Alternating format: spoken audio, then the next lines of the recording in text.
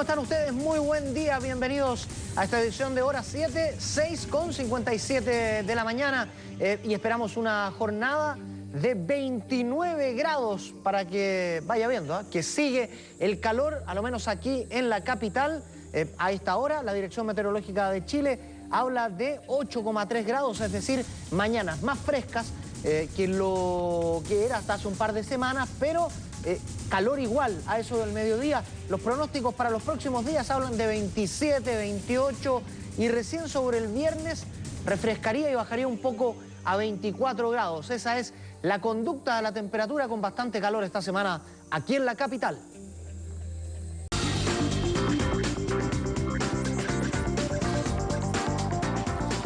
Empezamos con el Mercurio, elecciones en Venezuela, Maduro 50,66%, Capriles 49,07%. El Consejo Nacional Electoral considera resultados irreversibles. ¿Cuántas veces lo dijo la señora anoche cuando daban los resultados en vivo? Como 5 veces. Si los damos es porque son irreversibles, decía ella. Alcaldes cortan servicios y reajustan personal para hacer frente a alza de 400% en deudas municipales. Y el torneo está al rojo vivo. La U y la UC logran victorias y siguen a la casa de Unión Española. Ya lo repasábamos con la Carola Fernández en imágenes. Esto de la fecha 11 del campeonato. Vamos a ver qué trae la tercera para el día de hoy. Resultado oficial da ganadora Maduro por 1,59 puntos, por poquito. Y Capriles cuestiona los cómputos. Dijo, yo no voy a aceptar nada. Y se me ocurre que va a pelear con ferocidad cada voto. Beyer alista alocución en el Senado para refutar acusación. El suspendido ministro espera intervenir el martes. Se reunió con su abogado Harold Beyer en las últimas horas. Y 60.000 personas ovacionan a la banda inglesa The Cure. Ahí está Robert Smith y sus compañeros de banda tocando anoche en el Nacional. Terminó a las 2:30 de la noche. Se fueron... ¿Cuánto? 3 horas y media de recital y un poco más.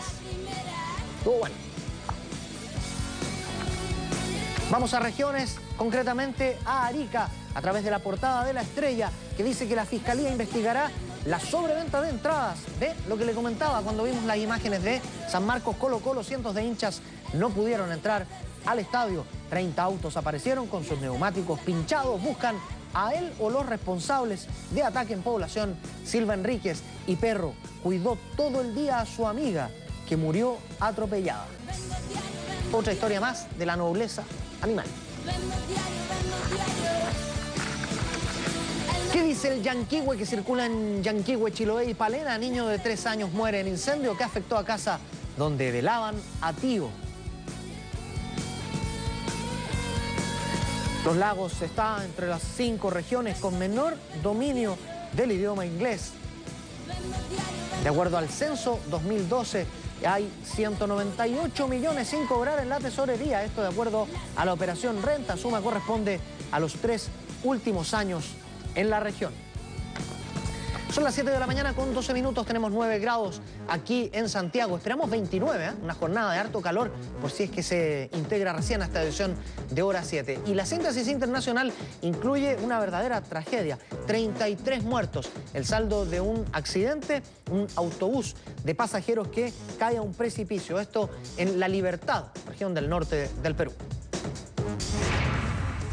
33 muertos fue el saldo de un accidente de autobús de pasajeros, el cual cayó a un precipicio de unos 200 metros en la zona rural de la región La Libertad, al norte de Perú.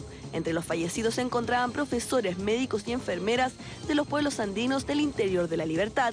El resto de los pasajeros heridos fueron trasladados a los distintos hospitales de la región, mientras que las autoridades siguen investigando las causas del siniestro. En un encuentro en Tokio, el jefe de la diplomacia estadounidense, John Kerry, insistió que es necesario que Washington defienda a sus aliados de Japón y Corea del Sur ante las amenazas de Norcorea, asumiendo una negociación de paz en la región, dejando de lado los temores que Corea del Norte pueda tener hacia Estados Unidos y los otros países de la región.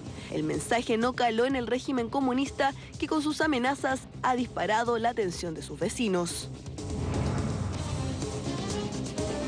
Unas 2.000 personas entre socialistas, anticapitalistas, mineros y estudiantes se reunieron este sábado en Londres para protestar contra el legado de la ex primera ministra británica Margaret Thatcher, fallecida el lunes pasado a los 87 años.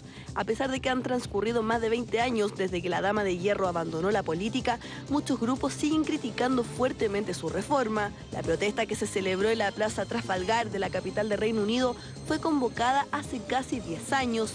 En 2004, cuando un grupo anarquista, el Class War, decidió organizar una fiesta en esta plaza céntrica londinense el primer sábado después de la muerte de la ex primera ministra británica.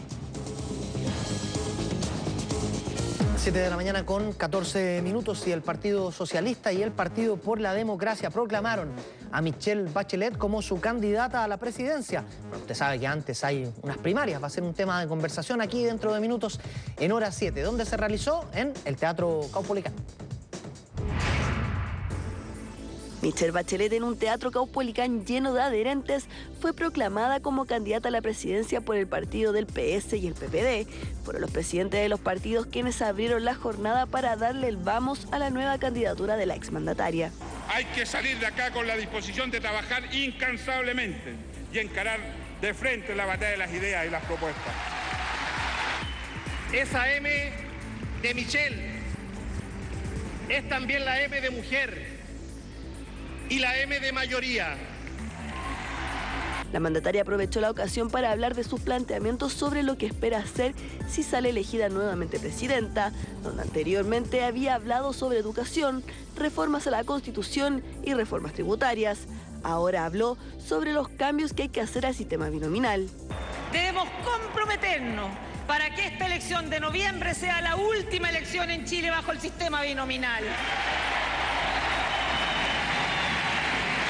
No es justo pedir a las personas que se sientan motivadas a votar cuando el sistema mismo es un freno para muchas reformas esenciales. Mientras tanto, en la comuna de La Granja fue proclamado como candidato presidencial de la Democracia Cristiana Claudio Orrego, donde estuvieron presente la mesa directiva del partido y adherentes del candidato. Orrego en su discurso tuvo duras críticas hacia el actual gobierno y ha hecho un llamado a los jóvenes que participaron en la marcha para que vayan a votar. Hay chilenos y chilenas que se desencantaron de nosotros. Hay chilenas y chilenas que votaron por Piñera y están defraudadas.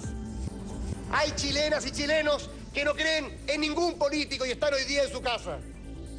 A eso nos vamos a ir a buscar. A eso nos vamos a convencer. A eso nos vamos a reencantar. Mientras que el presidente del partido hizo un llamado a que toda la democracia cristiana apoye a su candidato. Ningún demócrata cristiano se puede restar de esta campaña.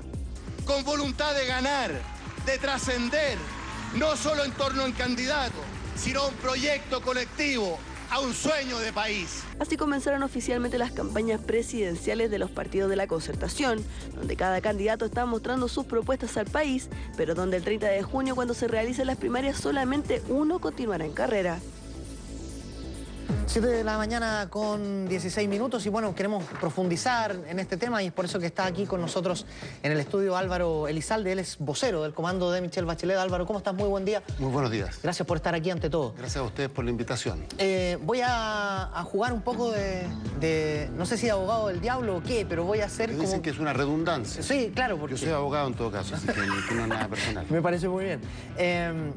Tal vez una de las críticas favoritas de los opositores a Michelle Bachelet es que ella está tocando una serie de temas que se supone estarían inconclusos o mal llevados en el país y no los habría implementado cuando fue gobierno. ¿Cómo miran ustedes desde el comando esa crítica que me imagino se va a repetir de aquí a fin de año? Lo que pasa es que cuando uno construye una casa, para construir el segundo piso tiene que primero construir el primero, valga la redundancia. Y por tanto, los países no se construyen de la nada. Y adicionalmente el país ha cambiado y por tanto hoy hay condiciones para efectos de impulsar transformaciones profundas para enfrentar con decisión la desigualdad, que ha sido el llamado y la convocatoria que nos ha realizado Michelle Bachelet. Ella plantea que tenemos que iniciar un nuevo ciclo y ese nuevo ciclo implica impulsar reformas bastante más profundas para efectos de combatir con decisión la desigualdad. Ahora, durante el primer gobierno de Michelle Bachelet, ella ya introdujo ciertas reformas que fueron importantes. Sentó las bases para empezar a construir un estado de bienestar, un sistema de protección social. Y lo hizo a través de múltiples iniciativas, la más importante, la reforma previsional y todo el plan de protección a la infancia.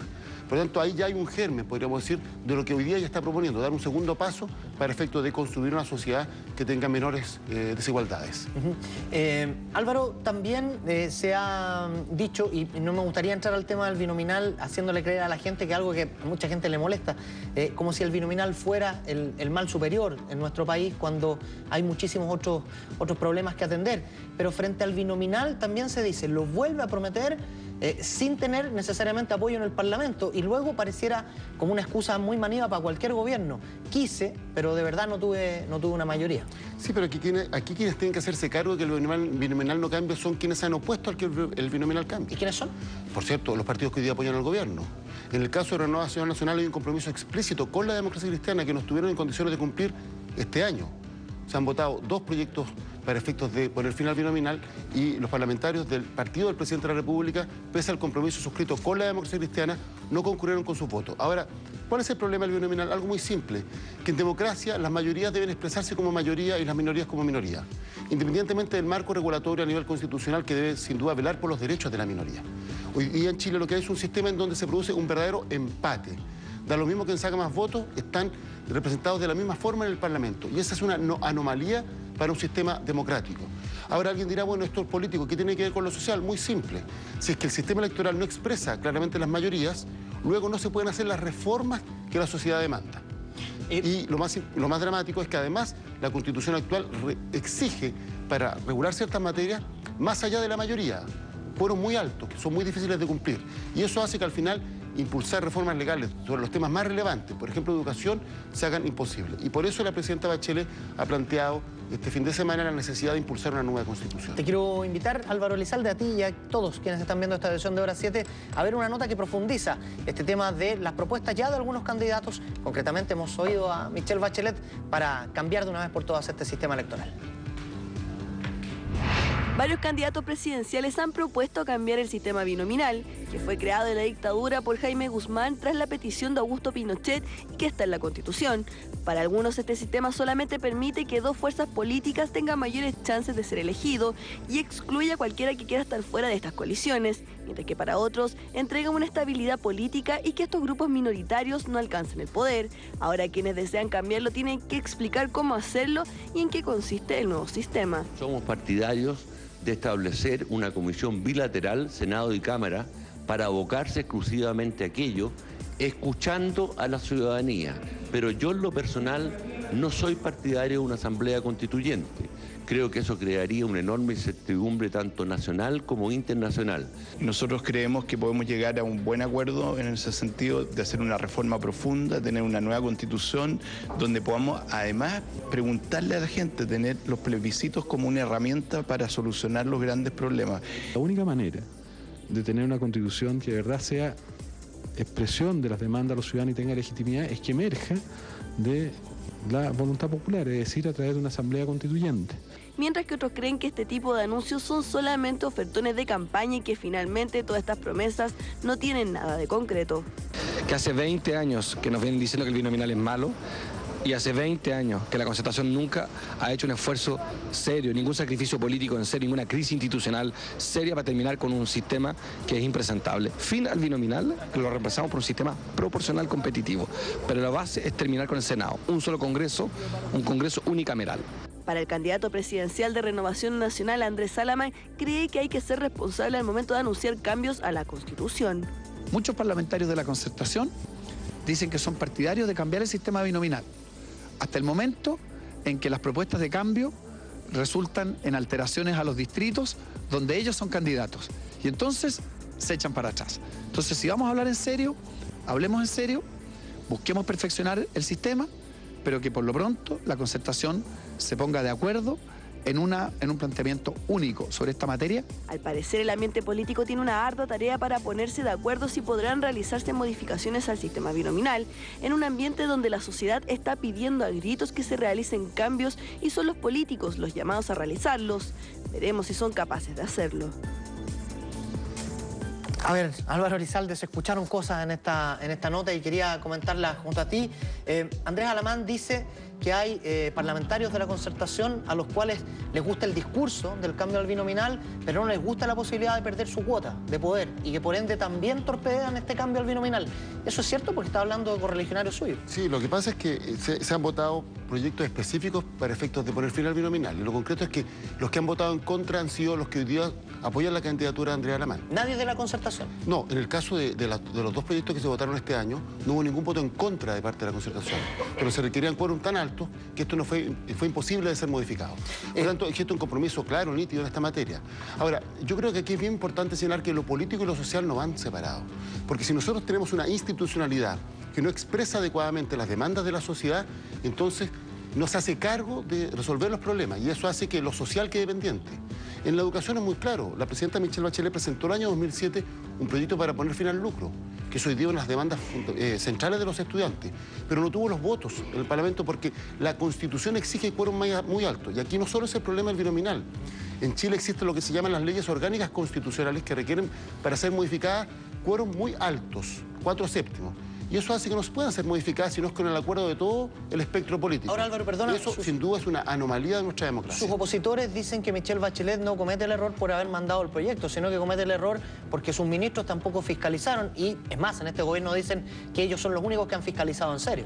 Pero yo le sugeriría que leyéramos las actas respecto a cuando se discutió el sistema de acreditación en Chile y cómo los partidos que hoy día apoyan al gobierno se opusieron a que el Estado tuviera mejores y mayores herramientas para fiscalizar. Por razones, yo creo que es producto de una sobreideologización. Ellos plantean que el mercado era suficiente para efectos de regular el sistema y por tanto no se requería que el Estado contara con instrumentos para fiscalizar adecuadamente. Entonces, yo sugiero, vean las actas de lo que se llama la historia fidedigna de la ley, cómo votaron quienes hoy día incluso son ministros de este gobierno y que en ese tiempo eran senadores y que se opusieron a que el Estado contara con herramientas para efectos de fiscalizar. Yo creo que ellos tienen que hacerse cargo de su propia historia. Álvaro, nos pilló el tiempo, pero no quiero que te vayas sin que me digas brevemente qué opinan en el comando de Michelle Bachelet de la Asamblea Constituyente, que es algo que algunos proponen como una solución para escuchar a la ciudadanía y otros dicen que es pura demagogia. Lo que ha planteado Michelle Bachelet es que requerimos una nueva Constitución. Y en eso tenemos que generar una amplia mayoría política y social para efectos de impulsar una nueva Constitución. Respecto al mecanismo específico, es algo que hay que discutir. Yo creo que sería un error entrar a dividirnos los que queremos una nueva Constitución respecto del mecanismo. Porque tenemos que generar el mayor apoyo posible. Y esto por una razón muy simple, porque para efectivamente impulsar estas transformaciones que están pendientes desde hace tanto tiempo, se requiere sumar a la mayor cantidad de actores políticos y sociales. Por tanto, pongámonos de acuerdo en el objetivo central, que es una nueva Constitución. Y el mecanismo, discutámoslo sin dramatismo, respetando las distintas ideas, pero por sobre todo generando condiciones para que todos nos unamos para efecto de tener un nuevo marco político institucional en nuestro país verdaderamente democrático. Álvaro Elizalde, vocero del comando de Michelle Bachelet, muchísimas gracias por haber venido a conversar con nosotros. Gracias a ti.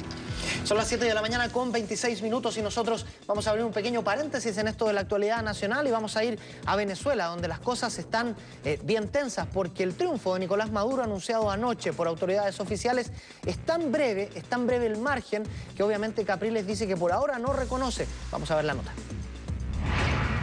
Misión cumplida, comandante Chávez. El pueblo cumplió su juramento cuando dijo: Chávez, te lo juro, aquí estoy en Miraflores, voy a cuidar esta casa para que siga siendo la casa del pueblo. Así de simple, con estas palabras, el heredero político de Hugo Chávez venció en los comicios presidenciales de Venezuela este 14 de abril. Nicolás Maduro venció a su rival Enrique Capriles por un 50,6% contra un 49,7% de los votos escrutados. Un triunfo que no es reconocido por la oposición debido a que la diferencia de votos no llegó a los 300.000. Nosotros no vamos a reconocer un resultado hasta tanto aquí no se cuente cada voto de los venezolanos, uno por uno. Nosotros le exigimos al Consejo Nacional Electoral que aquí se abran todas las cajas y que cada voto de Venezuela sea contado. Por otro lado, el Consejo Nacional Electoral anunció que en estas elecciones hubo una participación de un 78,71%. Además, se reconoció que no fue una jornada tranquila debido a los distintos altercados pese a la calma de las primeras horas de la mañana. Ante la victoria de Maduro, este agradeció a Chávez, asegurando que las elecciones han sido limpias y democráticas. Además, pidió que se respete la decisión del pueblo, pero que también está dispuesto a dialogar con Capriles. Por ahora, el principal llamado del presidente electo es simplemente respetar a los votantes, a la paz y al trabajo futuro.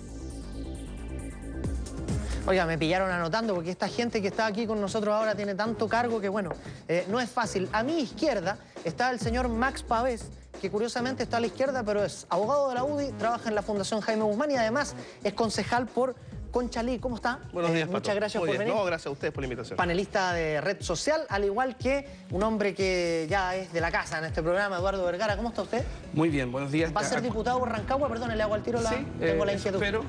Me gustaría que tú votaras en Rancagua, pero que todos los capos de provincia lo hagan. Pero acuérdate que cuando Max está a la izquierda, está a la derecha de la pantalla de la gente. Entonces eso es lo que importa. Eso es lo que importa. No es gracioso recibir al señor Vergara después de que O'Higgins derechamente le metió la mano al bolsillo a Rangers este fin de semana, pero eso es harina de otro costal. Me gustaría empezar por cómo han visto esta elección en Venezuela y qué proyectan después de una elección que fue tan reñida, Max. A ver, lo que se vio, yo traté de sintonizar la televisión por cables, había mucho análisis, poco calle, eso fue lo que me llamó primero la atención, poco móviles en la calle, mientras otros canales chilenos mostraban esto de manera muy pintoresco, me refiero específicamente a Televisión Nacional, con una nota que, mientras está el dramatismo, Amaro Gómez Pablo desfilaba en vacaciones en Venezuela, cosa que era bastante curioso. Pero lo que me llamó la atención es que la información que llegaba por Twitter, la información que llegaba y que uno podía ver en Globovisión y otros, era que una elección bastante tensa, donde en algún momento se cortó internet, donde la gente, uno seguía el Twitter y se escuchaba cuando, o sea, se leía de personas que decían que los militares estaban llevando gente a votar, cubanos, qué sé yo, que no los dejaban entrar a los locales de votación, y en algún momento se pensaba que Capriles podía ganar, lo que significó que hubo una cosa bien curiosa ahí, porque el gobierno tenía que empezar a ver la posibilidad de reconocer que la posibilidad de Venezuela de que Capriles ganara la elección. Por tanto, a mí lo que me pareció fue que es una elección que nadie tiene dudas respecto de que va a ser muy difícil que el actual gobierno pudiese no reconocer una derrota. Yo creo que ellos esperaban ganar por un margen bastante más amplio y el análisis, la conclusión que yo saco de esta elección es que el legado del chavismo está en tela de juicio, porque al final con un margen de, o sea, decir con esa elocuencia que presidente, comandante, cumplimos, cuando el margen son 300.000 votos, cuando no hay garantía de que eso haya un proceso haya sido limpio, donde además comentaron por la presencia del secretario general de la OEA, José Miguel Insulza, a un delegado, y le preguntaron qué le pareció de la presencia de Insulza, y la respuesta fue insulsa, o sea, por lo tanto, con pocos observadores internacionales, con poca capacidad de fiscalización real, yo creo que es difícil. Y el corolario, te diría, el legado de Chávez, aparte de un país fracturado en dos, el legado de Chávez cuestionado, porque nadie puede pensar que después, por 300.000 votos, haya sido una elección donde el chavismo está reconocido como la alternativa en Venezuela, y eso me parece que es importante tener en acta esa situación. Eduardo Vergara, ¿está en jaque la revolución bolivariana? Yo creo que la revolución no está en jaque. Yo soy menos chavista que el Chavo del Ocho. La verdad que no concuerdo mucho con las formas, ni tampoco con la manera en que Maduro ha llevado adelante esto. Creo que sí nos sirve de cierta manera para entender un poco cómo funcionan los sistemas electorales y las elecciones en Chile. Creo que es una buena comparación, la forma de hacer política. A mí en lo personal me incomoda. Creo que los discursos están llenos de adornos que son innecesarios. Anoche Maduro y yo apagué la televisión porque ya estaba hablando de más. Y creo que esa sensación encarna mucho la forma en que se hace política en Venezuela. Concuerdo con Max, creo que el chavismo es un modelo que está en tela de juicio en este momento, no opta con las grandes mayorías que tenía antes. Creo que es una reflexión muy interesante para América Latina, especialmente para los países que han estado muy cerca de Venezuela y que han dependido mucho de los recursos de Venezuela. Concuerdo de cierta manera con ciertas cosas con Capriles también, o sea, creo que ese discurso de que Venezuela tiene que priorizar el uso de los recursos para los venezolanos y de cierta manera tiene que terminar de hacer cierta asistencia, creo que es real. Y creo que sí, que se enfrenta a un desafío muy grande. No sé cómo lo va a hacer Maduro, no tenemos suficiente información en la mano, y creo que es un punto de quiebre para lo que podría ser el futuro de Venezuela, sin duda. Los voy a cambiar de tema, le voy a preguntar a Eduardo de inmediato si, o con qué ojos, con qué análisis se queda después de escuchar a Michelle Bachelet ya ingresar a 2 o 3 puntos interesantes. El último es el cambio al binominal, que obviamente, se lo preguntaba yo a Álvaro Elizalde, Elizalde, sus contrarios aprovechan de criticarla diciéndole que usted no lo cambió nunca y ahora sigue con la promesa de cambiar el binominal. ¿Y cómo lo va a hacer si antes no pudo? A ver, yo creo que primero que todo, en tiempos de elecciones, la lógica de lo que se hizo antes y lo que no se hizo, desafortunadamente aplica para todos los candidatos. Ya todos los candidatos o han estado en el gobierno, directa o indirectamente, o han sido parlamentarios de partidos oficialistas o de oposición. Entonces creo que eso no le hace muy bien cada vez que escuchamos un anuncio y decimos, bueno, eso se hizo o no se hizo.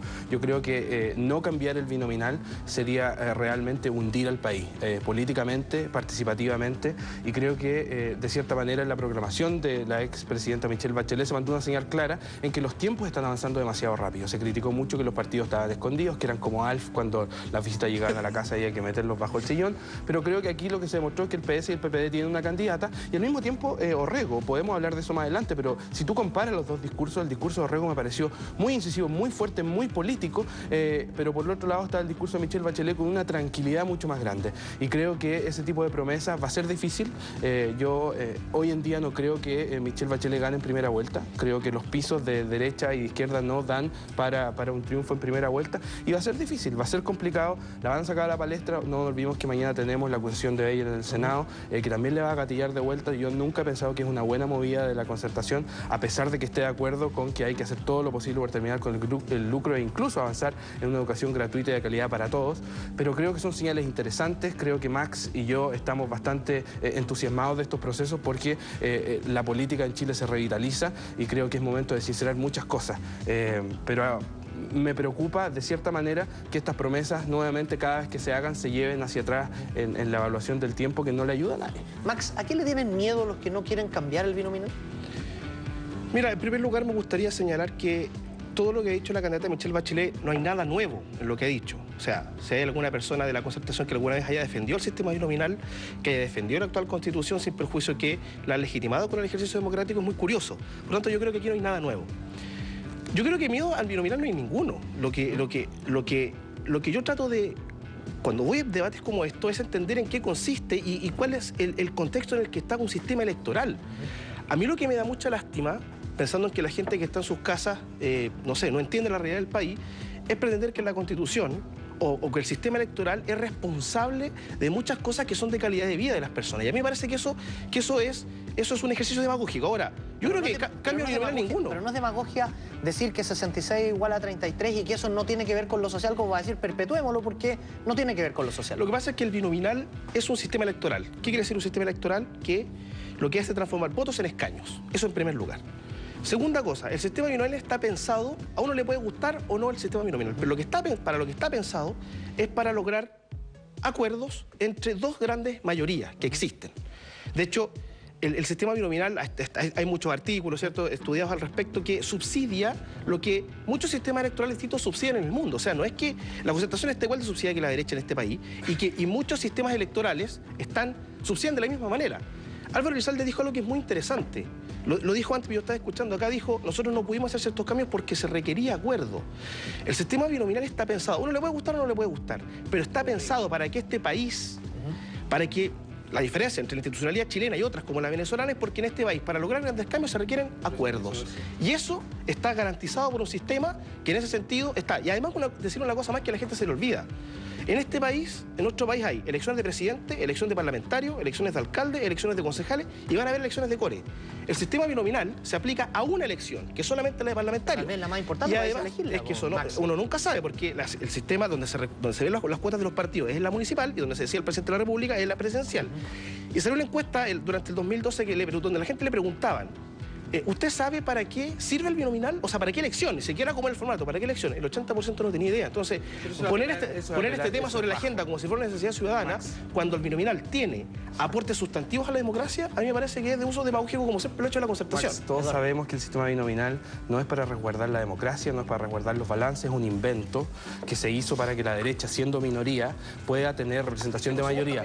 Pero escúchame, yo veía hace rato un elemento volando en torno a ti, me recordó el pajarito de Chávez y también me recordó a Jaime Guzmán. Y creo que tú lo sabes muy bien que esto fue un diseño arquitectónico para permitir que la derecha se perpetuara en el poder. Creo que eso le hace mal al país, creo que eso no es justo y creo que eso no representa a quienes son hoy en día los chilenos. Hay que abrir las puertas, hay que abrir que otros movimientos sociales entren sin tener que negociar. No me gusta ver a Giorgio Jackson negociando con la Concertación, pero no le queda otra. Me gustaría que él pudiera entrar de manera independiente porque no refleja lo que reflejan los candidatos presidenciales. Me parece justo y me parece honesto. Me parece que continuar con el sistema binominal es hacerle trampa al país. No me parece que sea, ya no existe ninguna excusa para seguir perpetuando un sistema Max que se hizo simplemente para que la derecha pudiese tener el poder y perpetuarse sin que se lo merezca. No lo hemos tenido, ¿ah? Sí, eso en esto, Pato, quiero ser muy claro. Lo patético de todo, en esto quiero ser muy claro. Cuando tú miras, mira, veamos los números claros. Quiero insistir en mi eje. Uno, poner este tema sobre la mesa es algo que siempre ha estado, que no aporta nada. Segundo, todos quieren cambiar el binominal, nadie dice por cuál. Tercero, la gente de la Concertación al momento de votar siempre piensa en su escaño, al final no vota a favor del binominal y es un eslogan. Yo concuerdo contigo, Max. Yo concuerdo contigo. La adicción le hizo mal a todos. Cuarto, y fíjense el ejemplo. Hay que negociar, tanto hay que negociar con este sistema que permite que personas que antes estaban en la calle hoy día se portan bien. O sea, si nosotros hoy día tenemos un partido comunista como lo tenemos hoy día en la democracia, aburguesados varios, participando de las comisiones, es porque ellos tienen que acercarse al centro y moderarse. Y eso al país le hace bien. Ahora, lo que te quiero decir es que esto siempre ha estado en el tapete, nadie dice por cuál hay que cambiarlo, pero al final es un eslogan de campaña que ha estado en todas las campañas de la Concertación. Muchachos, necesito que conversemos de una semana clave para el suspendido ministro de Educación, Harald Beyer, así que les pido que tomen agüita, que reposen y que vean. Sí, con postura. Estamos hablando de compostura. Aquí está acostumbrado a estar despierto hasta ahora, parece. Aquí está la nota que introduce el tema y lo comentamos luego.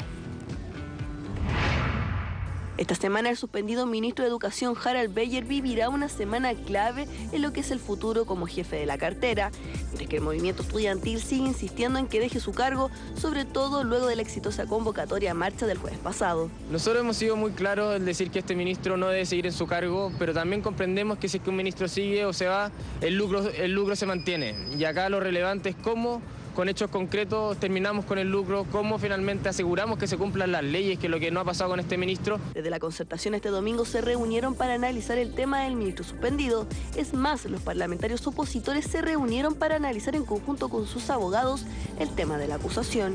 La acusación está hecha y la empezamos a ver el martes, independiente de las situaciones de las personas. Nosotros la tenemos que ver exactamente igual. Obviamente, si hay una cuestión distinta de parte del propio ministro, se va a generar una situación de evaluación distinta. Ahora, si él renuncia voluntariamente, cosa que él no ha dicho todavía y ha dicho que va a seguir la pelea hasta el final, pero evidentemente que yo creo que el Senado debería reconsiderar si es que él renuncia a su cargo. En cuanto a la posibilidad de la renuncia de Harald Beyer, desde el gobierno prefirieron no referirse al tema. ¿Dentro del gobierno se ha analizado una posible renuncia del ministro suspendido de Educación, Harald Beyer? No, yo me refiero al día de hoy, a los cuerpos de bomberos, ¿no es cierto? Porque esto es una fiesta de todos los chilenos. El ministro Beyer lo que no tiene que hacer es renunciar.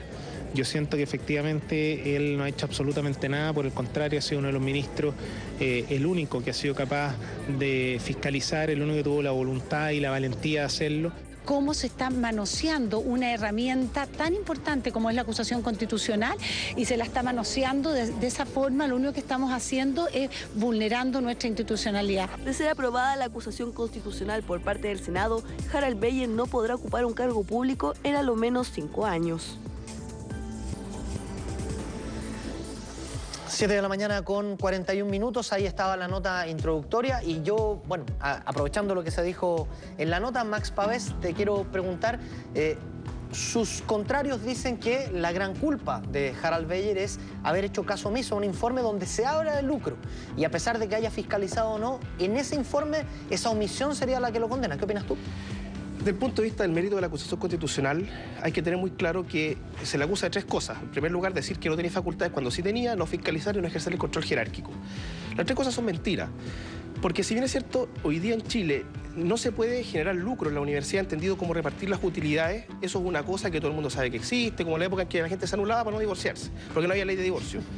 Sí, pero otra cosa distinta es llegar al argumento que no existe de que el Ministerio de Educación tiene facultades legales para irrumpir en cuentas privadas y en transacciones entre privados. Por tanto, ¿qué es lo que se dijo en la comisión? Que yo participé en casi todas las sesiones. Mire, es evidente que casos como la Unidad del Mar, como la Universidad del Mar o como otras planteles que han estado cuestionados, es evidente que al parecer que la ley está vulnerada. Otra cosa distinta es que el Ministerio de Educación tenga la facultad de llegar a una universidad con unos inspectores, pásenme los computadores y hacerse... Por eso que la agenda que promovió el Ministro de Educación es una agenda que permite ver de qué manera podemos fiscalizar esto mejor y qué es lo que se está tramitando en el Congreso cuando cayó esta acusación. Quiero terminar simplemente diciendo que ayer la prensa fue súper clara. No hay ningún ministro de Educación de la Concertación que crea que la acusación constitucional es procedente, ninguno. Ayer hubo una carta en el Mercurio muy interesante donde premios nacionales de distintas disciplinas, de distintas credos, consideran que este es un daño a la democracia. Por lo tanto, el Senado, que va a fallar en conciencia, ¿qué quiere decir fallar en conciencia? Para que nuestros amigos en la casa puedan entender, es que no tienen que fallar conforme a bloques políticos, sino que, y tampoco fallan respecto a la conciencia. Y si esto tiene mérito jurídico o no. Porque recordemos, y con esto termino, que el sistema político chileno es presidencial. Por lo tanto, el Congreso no puede votar ministros porque no le gustan las políticas públicas, porque le hubiese gustado que lo hubiese hecho mejor, sino porque hay una violación y una transgresión a la ley. Y eso no lo hay.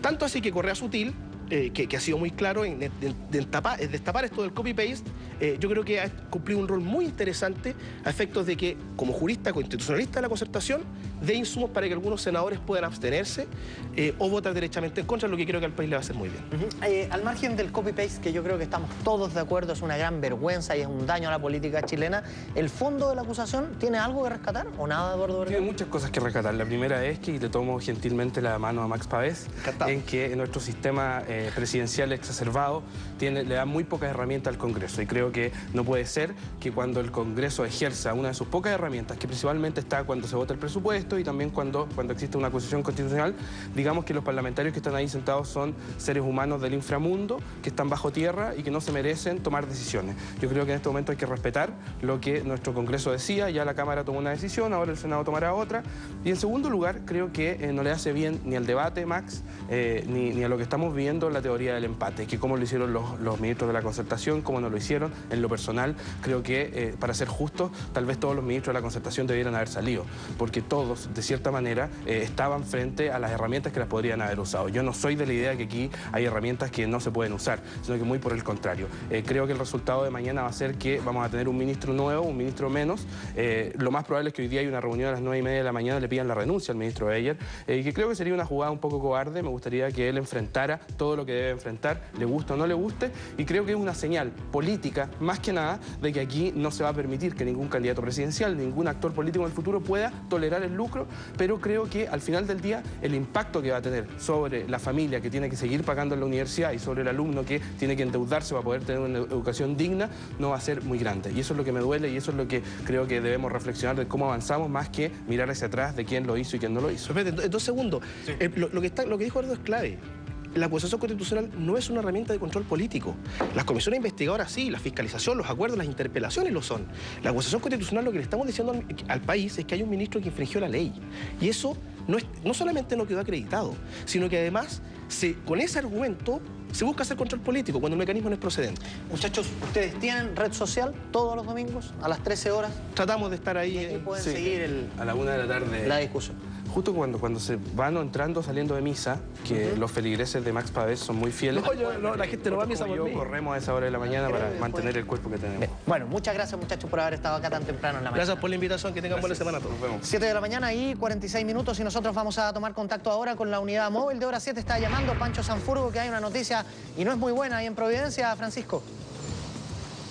No, una noticia lamentable, Pato, buenos días, pero todavía la situación es confusa, no hay claridad respecto de cómo sucedieron los hechos. Lo cierto es que en el edificio La Concepción, aquí ubicado en calle La Concepción con Francisco Encina, una mujer cayó desde un piso de gran altura. Se barajan distintos números, no queremos comprometernos con ninguno. Entre el 10 y el 14 esta mujer habría caído. Se especula también que se trataba de una trabajadora del comercio sexual que habría estado en este edificio aparentemente con algún cliente y en medio de alguna discusión intentó salir del departamento, lo hizo desde el balcón, descendió un piso, intentó tocar el vidrio en alguno de los pisos de más abajo que no le abrieron, por cierto, y al intentar continuar bajando, esta mujer habría resbalado y cayó, se precipitó hacia abajo, falleciendo lamentablemente, y estamos a la espera de que Carabineros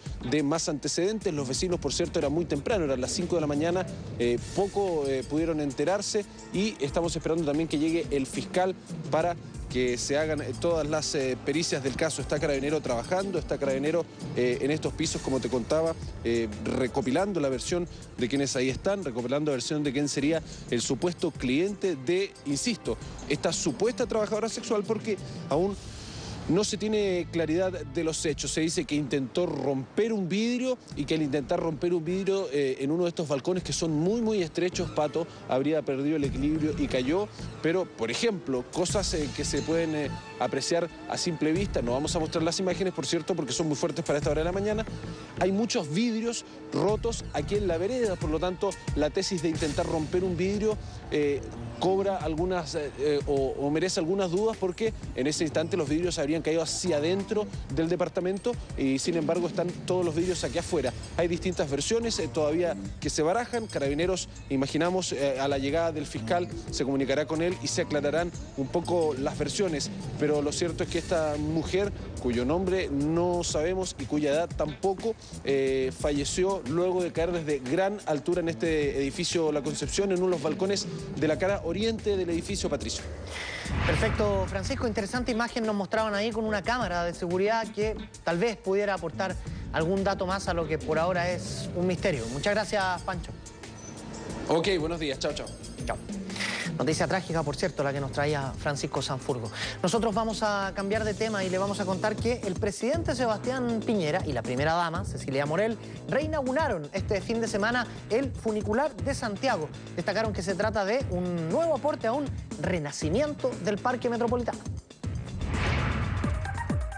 En el Parque Metropolitano y con la presencia del presidente de la República, Sebastián Piñera, se reinauguró el funicular de Santiago, con una inversión de 250 millones de pesos que sirvió para su reparación, conservación y operación. Una de las atracciones turísticas de Santiago volvió a su funcionamiento. El presidente Piñera en su discurso criticó a los gobiernos anteriores por no haberse preocupado antes del Parque Metropolitano. Porque en los últimos 30 años este parque no ha recibido ningún aporte, ninguna modernización. Y así fue nuevamente deteriorándose, nuevamente despoblándose y nuevamente erosionándose. De hecho, es impresionante el poco cuidado que tenemos los chilenos por las cosas antiguas, por las cosas históricas. La obra de este funicular fue del ingeniero italiano Ernesto Bozzo y fue inaugurada en 1925 por el presidente Arturo Alessandri. En el año 2000 fue declarado monumento histórico, pero debido a su constante deterioro se tuvo que mantener cerrado temporalmente. El funicular puede ser usado para dar un paseo y tener una vista panorámica del zoológico. A su vez también puede ser una forma más rápida de poder llegar al Santuario de la Virgen, una atracción que podrán disfrutar todas las personas que visiten el parque.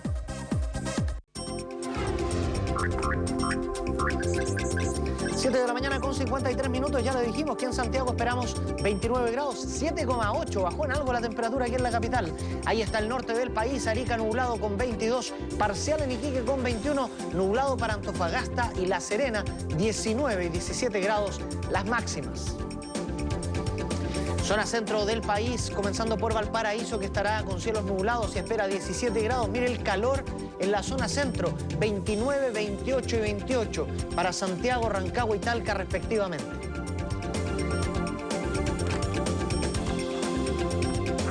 Y ahí está la zona sur del país, cielos despejados para Concepción, 8 y 22 las extremas, 9 y 23 en Temuco también soleado, Puerto Montt, día de sol con 21 de máxima, grato para Puerto Montt, y Punta Arenas se espera cielos cubiertos, 5 y 10 van a ser sus extremas. Más diarios de circulación nacional, en este caso vamos a ver el Publimetro, que dice estrecho triunfo de Maduro en Venezuela. Tras un polémico proceso eleccionario, el candidato que representa la continuidad del chavismo venció con un 50,66%, 49,7% para el opositor Enrique Capriles. Ahí está Robert Smith y The Cure. Tuvieron soñada noche en el Nacional. Entre 50.000 y 60.000, dicen las distintas fuentes, para la asistencia ayer al estadio a ver a The Cure. Y Sibeli lideró remontada de la U. Tras una difícil semana, el argentino fue figura en el 4-1 sobre Palestino.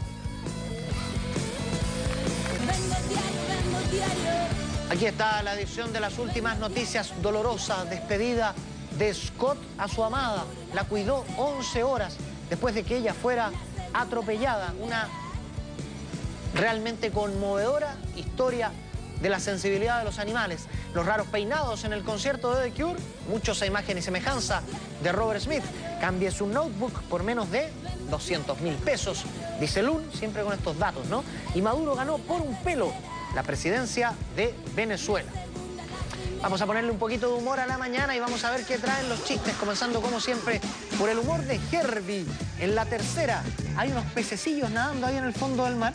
La industria salmonera me tiene enfermo. Dicen, bueno, usted sabe que tengo algunos problemas por el ISA, la industria de los salmones. Y aquí está el chiste del mercurio de Jimmy Scott, que dice aniñado. ¿Ah? Dice, ¿quién es el que le echa la choreada al tío Sam? ¿Será un coreano? ¿Será Norcorea?